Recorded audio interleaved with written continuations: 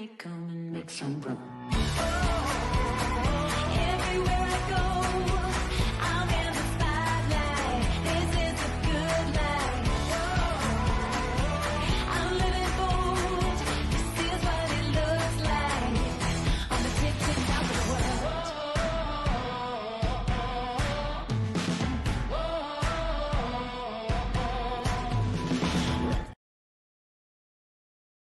We're continuing to sail through the holidays, so let's keep moving on our quick roundup of stories with the Captain's Log Holiday Series.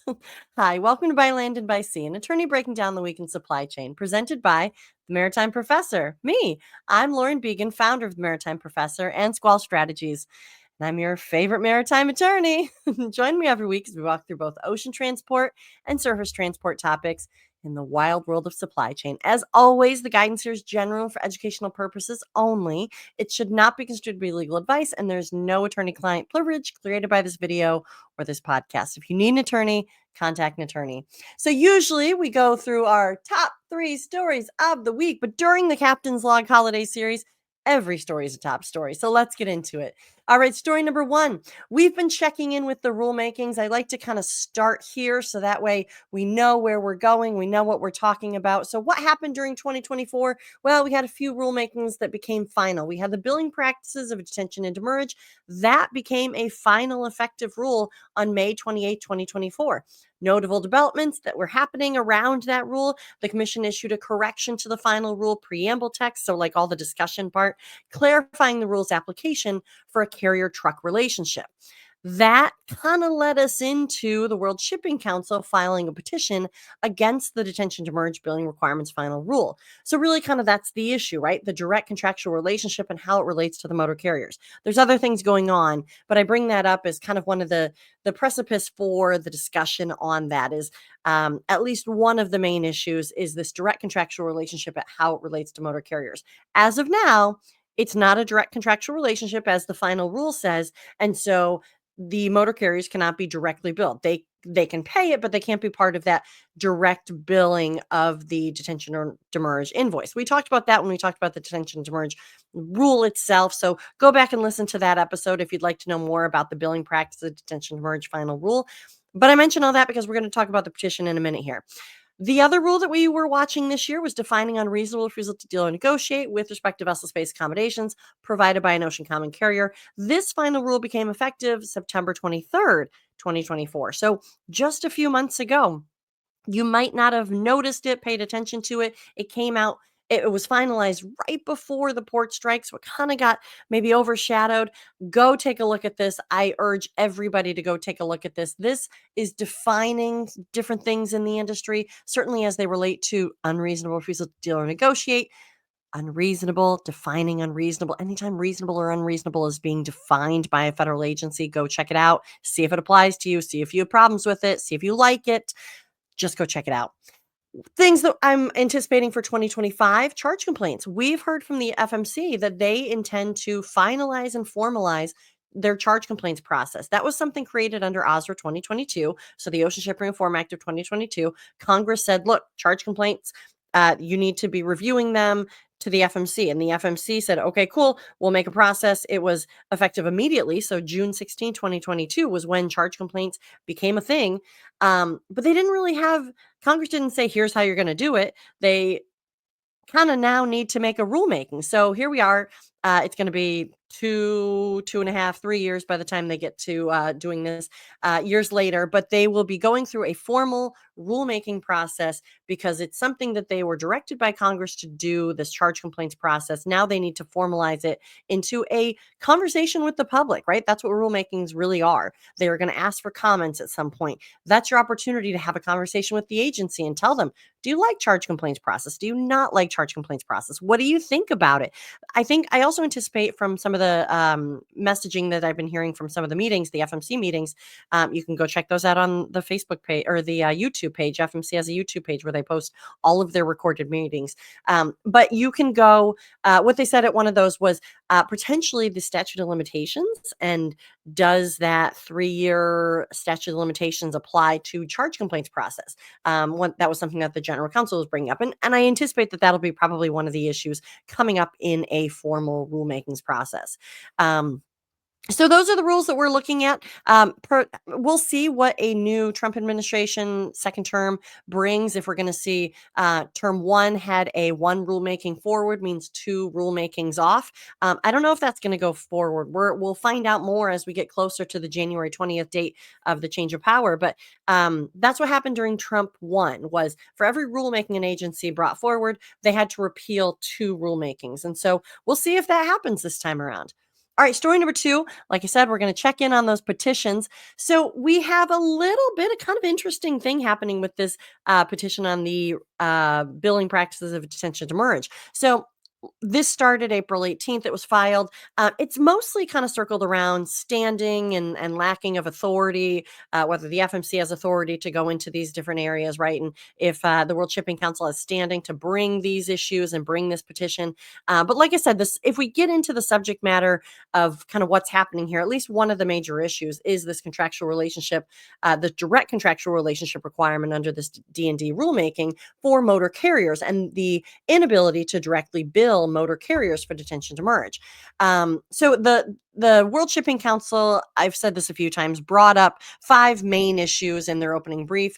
I'll run through those quickly. So it was whether the final rule is contrary to the Ocean Shipping Reform Act because the commission exceeded Congress's limited grant of authority to initiate a rulemaking. 2, whether the rule exceeds the FMC statutory authority because the commission lacks authorization to ban a billing practice absent a finding that the practice is unjust and unreasonable. That's that nod to motor carrier billing, the direct contractual. They're saying lacks authorization to ban a billing practice. That's kind of what the FMC is doing, is banning billing to the motor carriers. The third argument was whether the rule is arbitrary and capricious. 4th, whether the rule is arbitrary and capricious because it fails to meaningfully respond to crucial comments submitted during the rulemaking process. And 5, whether the FMC violated the National Environmental Policy Act, NEPA, by failing to issue an environmental impact statement. Those are the arguments in the opening brief of the World Shipping Council. We got a response brief from the FMC about a week and a half ago, maybe 2 weeks ago, basically kind of saying the council has failed to provide evidence to support its claim of representational standing. So there's that standing issue. As an association, the council must provide sufficient evidence of its members' standing, but it's also failed to do that. These are the FMC's arguments. The final rule permissibly defines which parties may be billed for demurrage and detention, saying the commission had ample authority to issue the regulation under OSRA, saying the council failed to show the commission lacks authority. The council failed to show the commission lacks authority under 2 different areas. The billed parties rule easily survives the deferential review application of arbitrary and capricious. So those are the FMC's arguments on kind of responses, right, to the World Shipping Councils. But here's where it got interesting this week. The truckers have entered the chat.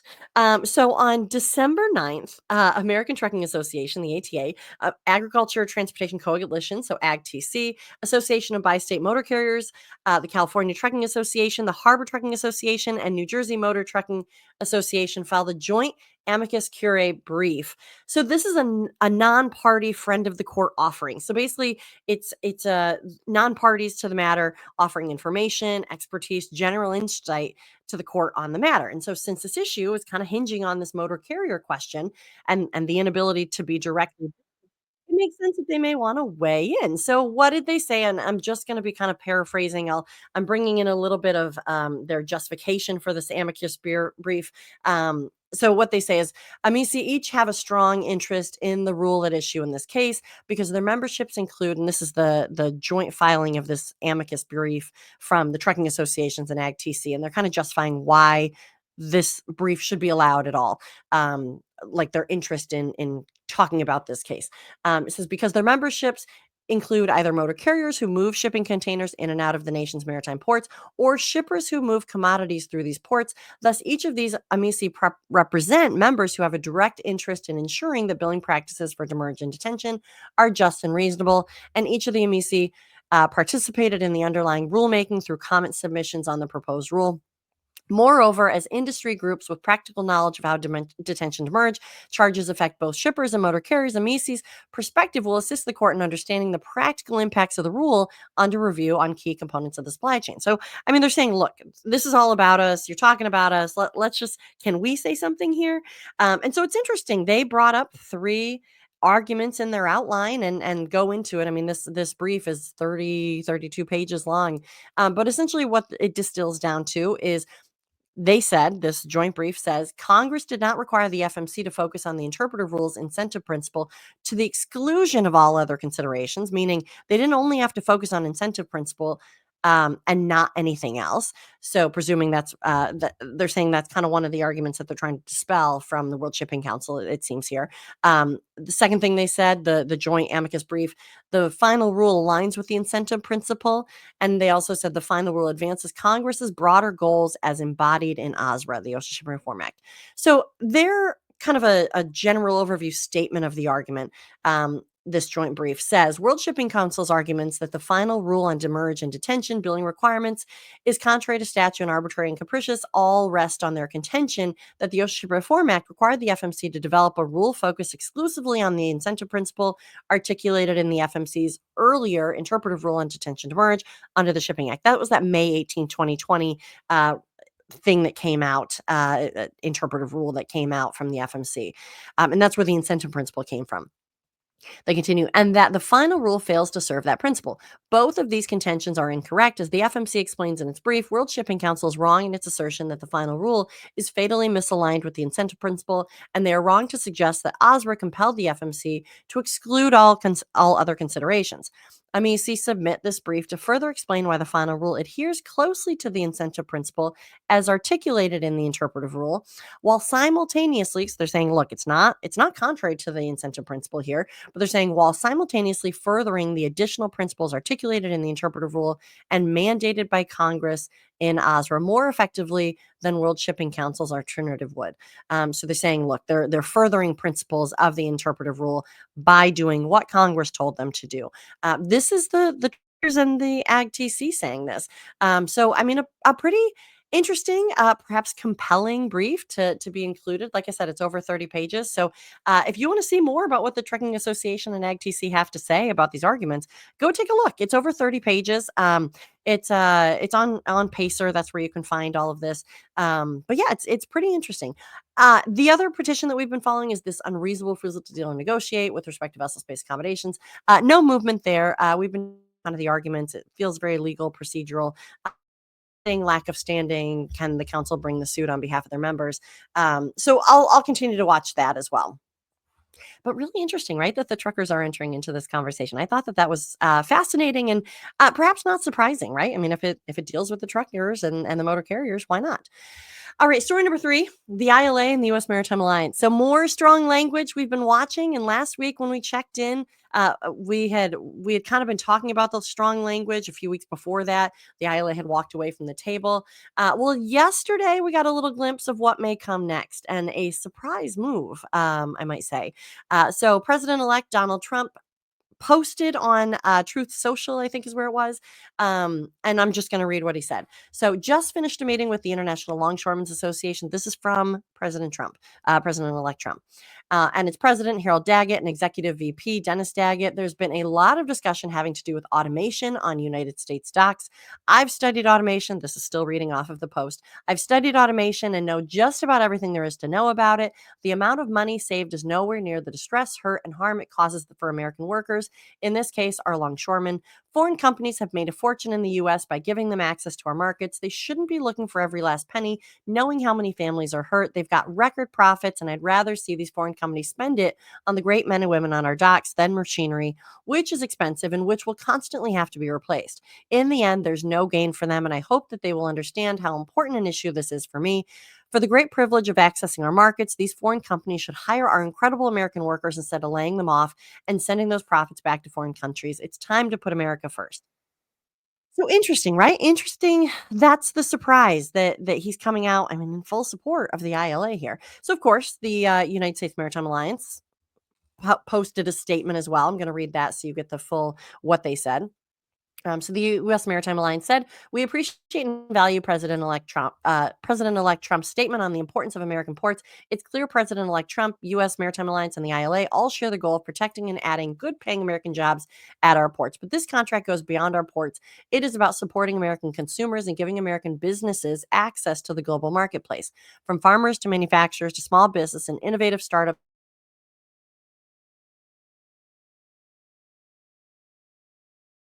Boost port efficiency, increase port capacity, and strengthen our supply chains. ILA members' compensation increases with more goods they move. The greater capacity our ports have and goods that are moved means more money in their pockets. We look forward to working with the president-elect and the incoming administration on how our members are working to support the strength and resilience of the U.S. supply chain and making crucial investments that support ILA members and millions of workers and businesses across the entire domestic supply chain, improving efficiency and creating even more high-paying jobs for ILA members. So that's what the Maritime Alliance said. Okay. So this is interesting, right? So, like, what does all this mean for January 15th? Well, right now, I mean, it's the intensity increased, right? It just got a little bit more high stakes. So the potential for a strike, I'd say, feels back on the table. Not that it wasn't off the table, but it just the intensity, right? So, but I'm really encouraged. This is the good part. I'm really encouraged that this conversation is happening now, December 13th or December 12th, really, and not January 12th, right? Not 3 days before. And I think that's what we saw the last time. So we're seeing conversations happening with the administration early, or the incoming administration early. I think the surprise is that Trump is coming out in full support of the ILA and doubling down on the American jobs versus foreign interest rhetoric. But I said this last week, and I think that that's, to me, it feels like a grossly oversimplification of the issues. And I don't want to say, ocean carriers, foreign ocean carriers are certainly part of the U.S. Maritime Alliance, but they're not the only part, right? Like, not all ports have foreign terminals. And look, the ocean carriers probably have strong voice at U.S. Maritime Alliance, like we know that. But there's also domestically based ports associations included in the membership and domestic companies included in the membership. And I guess my point, look, adding fuel to the fire here and choosing a side and claiming to have one side be the only American interest side is oversimplifying and potentially complicating, oh, increasing the complication of an already complicated relationship. Look, I don't know. Further stonewalling outright technology advances doesn't feel right either. I think what the ILA does on the docks is incredibly important, obviously, right? And also incredibly dangerous. But look, it also feels like technology can be included to help aid and assist the ability to be safe on the yard. And it's the messaging coming out saying absolutely no technology advances. I mean, that doesn't feel right, especially in this day and age. I don't know. We'll see where it goes. Uh, I wouldn't even be surprised if maybe in the next week or two we get a deal done, right? Because maybe that's why that's being put out there in the public right now. Remember, this has been negotiated in the press as much as, maybe even sometimes more than, an actual formal negotiation. So I'll keep watching this one, but maybe that means that we're in for an agreement over the next few weeks. Maybe before Christmas. Maybe that'll be the Christmas present that the supply chain gets this year. We'll see. I'll keep watching it. All right, story number 4, FMC commissioner news. Last week, we talked about a letter written by the Federal Maritime Commission, Commissioner Lou Sola, to President-elect Donald Trump, recommending Commissioner Rebecca Dye to be designated as chairman. And this week, well, we have no new updates. We have nothing to report here. Still watching to see if there are other names being floated, because no matter what, we're going to need a new commissioner to fill that third Republican spot. And the big question is, does the chairmanship then go to Commissioner Dye, or does it go to a newly appointed commissioner? And I think with a President-elect Trump, it could go either way. But certainly Commissioner Dye has the support, it feels, of m- many of the industry. I think that she is very well respected. Her stuff. She's been at the commission since 2002. She's seen the ups and downs. She's seen the movement of the ocean carrier, global ocean alliances. She's seen a lot and understands it. It's a tricky industry, right? As we all know. But I think that she provides a lot of really interesting know-how, but also is interested in making sure that the FMC doesn't overstep and becomes more really leans into its role of being a facilitator and not necessarily well, they're still going to be a regulator, but she likes the industry to lead the conversation. So we'll see where that goes. I'll keep watching it. All right, story number 5, the FMC issued a request for additional information regarding Premier Alliance agreement, and I'm just going to read the note and jot in little pieces of information that I have. So this is the press release that the FMC released on December 6th, so about a week ago. A global operational alliance of 3 container shipping companies will not go into effect next week because more information is needed by the FMC to determine the potential competitive impacts of the agreement. HMM, Hyundai Merchant Marine, ONE, Ocean Network Express, and the Yangming Joint Services Agreement, Yangming, filed the Premier Alliance at the Commission on October 28, 2024. This agreement authorizes the 3 entities to share vessels, charter exchange vessel space, discuss and agree on the size, number, and characteristics of vessels operated under the agreement, and engage in other related activities on a global scale. Agreements become effective 45 days after filing unless the Commission issues a request for additional information, as it's doing here. That's true, right? So 45 days, it just becomes effective unless the FMC files an injunction in federal court to stop it, or unless they ask for more information. And so they're getting an extra 45 days to review it. So continuing on with the announcement, the Commission uses the RFAI, request for additional information process, to obtain documents and verifiable information necessary to achieve clarity on matters that were not addressed by the filing parties or where insufficient information was provided in the originally filed agreement. The Commission has determined that the Premier Alliance agreement as submitted lacks sufficient detail to allow for a complete analysis of potential competitive impacts and whether the agreement fully complies with all statutory requirements. They're just continuing to look into this. This is interesting, though, because remember, the Premier Alliance is basically an already existing alliance, just minus one member, right? So this is the new HMM, ONE, and Yangming without. Was it Maersk?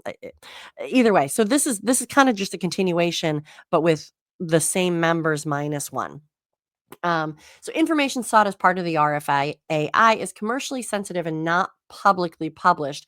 Reconsideration of the agreement will not commence until the Commission has received a fully compliant response to the inquiry. So that 45 days doesn't start right away. It starts once they feel like they've gotten all compliant responses to the inquiry.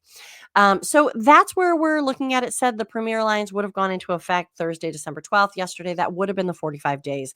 But that's not an we've seen this happen with the Gemini cooperation. We've seen this happen with most alliance agreements filed. They want the 45 days. They get the 45 days initially. The Commission usually has additional questions and as just part of their process. So that's what they're doing. That's what they're looking through. I'm going to continue to watch it. No new updates on it. We know we talked about that last week. I'll continue to watch that.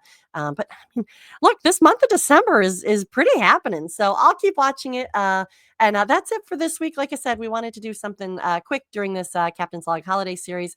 We'll see you all next week for probably the last before we break for the holidays of the Captain's Log holiday series. So, as always, the guidance here is general and for educational purposes only. It should not be construed to be legal advice directly related to your matter. If you need an attorney, contact an attorney. But if you have specific legal questions, feel free to reach out to me at my legal company, Squall Strategies. Otherwise, for the non-legal questions, the e-learning and general industry information and insights, come find me at the Maritime Professor.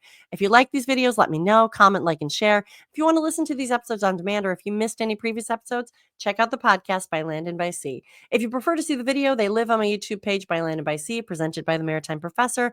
While you're at it, check out the website, maritimeprofessor.com. So until next week, this is Lauren Beagen, the Maritime Professor, and you've just listened to By Land and by Sea. See you next time.